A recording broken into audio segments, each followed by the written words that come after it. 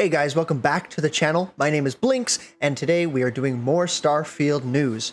Now, in a recent interview with Todd Howard, he releases so many new details about things that were not discussed in the direct and going more in depth about some things that were. So let's just dive into it. First thing he talks about is accessibility. You asked, one thing that we're really leaning in on with this game is having a large font mode, which really is important in an RPG where there's a lot of stuff to read.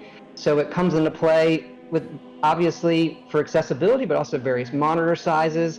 I'm noticing that that's really helpful when I play. There's a lot more handheld devices coming out where you can stream these games or sometimes even play them natively, and it really helps us there as well. So that's one in particular that we're leaning in on. Now, truthfully, from that, there isn't too much I really have to say about it. Bigger font is great for people who perhaps struggle with reading that smaller font, and it's just a nice option to have overall. I know when I'm streaming, people always really appreciate when I have the subtitles on for the story. Now, the next part of the interview that they talk about is character creation, backgrounds, and traits, and we already know a lot about that. My favorite part of that section of the interview is when Todd talks about this. And so I think we've hit a real sweet spot with Starfield with giving you that flavor right out of the gate, where you are going to pick some starting skills with your background, but that also has flavor. People want to role play. They don't want to just see it as a list of numbers. You know, I'm a chef. Okay, what can a chef do?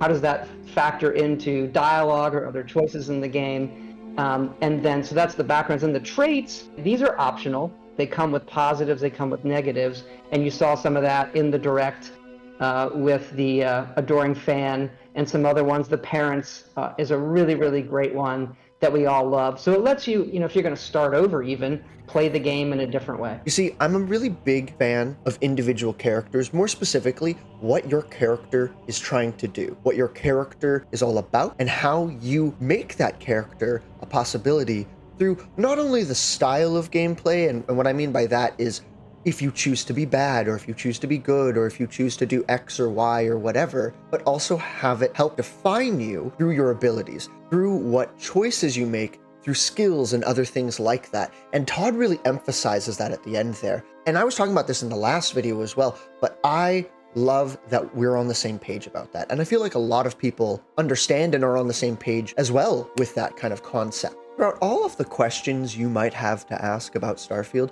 have you ever asked yourself, can I fish? I would really like to have fishing in this game. No? Yeah, me neither. But someone else did. So I put it to you, Todd.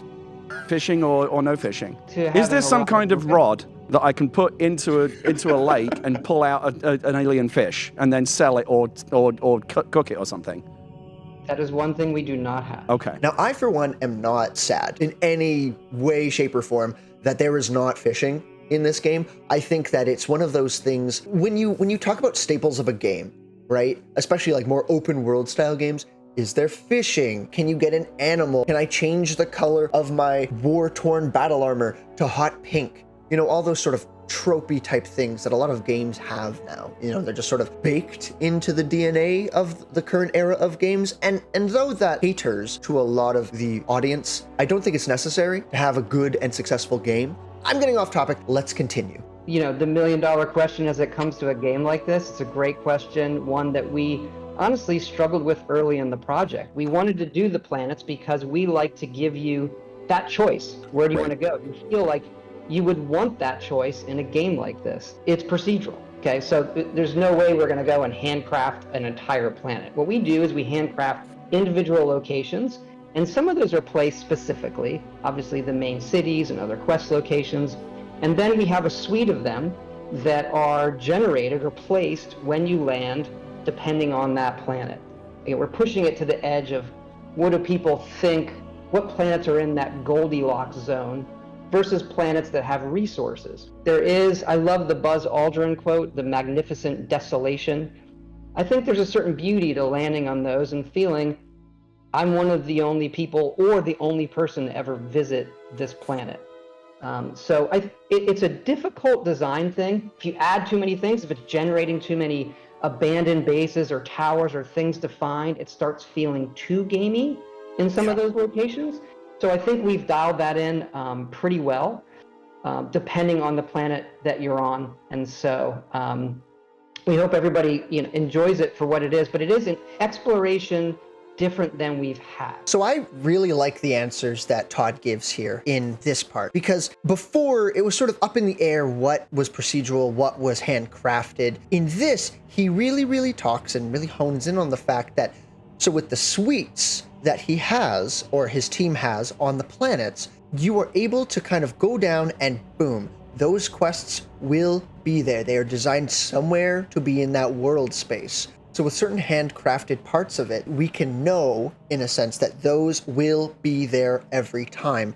And then other parts, as you land down and it's going to be procedurally generated, will pop up. So it's sort of a really good mix, from what I gleaned from that, of things that are intentional and things that will be a surprise every time. And I'm actually really looking forward to it a lot more now than I was initially, which is awesome.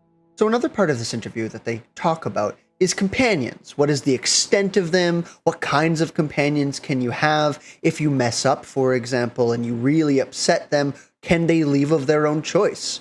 There's even questions like, can you have all robot companions on your ship? And last but not least, how many are romanceable? So in short, Todd talks about the fact that technically, yes, you can have robots on your ship. He mentions that the 4 main characters of Constellation are romanceable, but doesn't say that they are the only ones, simply that they have the most to do with full quest lines, with romance options, and all that good stuff. But he's still a little vague with some certain things. So I'm curious to see what we will find, who we will find, and dive into that. I know a lot of people are always really excited, myself included, when it comes to companions for Bethesda games. For me, when this game first was talking about companions, that the majority of them would be human. But I guess we're just gonna have to see what they're like in the actual game. If them all being humans will be, in my mind, and a little worrying, kind of boring, or if there's enough character, if there's enough personality in these individuals with their stories, with their voice lines, and how they carry themselves throughout the game to really win us over. A really big thing in Starfield is the ship's aspect, whether that is the combat of it, the fact that you are using it as the thing that transports you from space to space, from star to star, the fact that you live in this tin can with all of your companions. Ships are a big part of Starfield, its core DNA and what it wants to bring to the table. To get it back onto Starfield directly, but to Todd, one question I had was about shipbuilding, and I'm trying to keep this limited. Also, the ships that you acquire. So obviously, we saw during the direct, you can build your own ships, you can let your imagination go wild. You mentioned in there that to reach the far reaches of the galaxy, you will have to upgrade your ship, along the way, which makes total sense. Me wanting to live out my space pirate fantasy in the game, if I'm acquiring certain ships, whether I purchase them or I quote unquote steal one, are those ships locked in at whatever quote unquote stats that they have at that time, or are they upgradable in ways as well? They're all upgradable. They go through the same. We built those ships with the builder that you all saw in the direct. And I'm right in thinking, and maybe this was addressed in the direct, I don't know, but like once you build your ship, you're designing kind of the internal layout of the ship that you'll walk around in as well. Is that correct? Yeah, it comes with it. So you have these modules, and they come with the inner parts as well. And then when you click them together, and obviously you saw it, there are different modules for different things. So that gives the ships a really, really unique feel. And there you have it. They made the ships that we will be encountering the same way, with the same tools that they are giving us to create our own ships. And in my mind, that is phenomenal. And I really, really look forward to deep diving in the long term of the shipbuilding. Now, Todd does again talk about the fact that the shipbuilding aspect, this particular part of it, where you take everything down and you can rebuild it all, is an end game piece of content.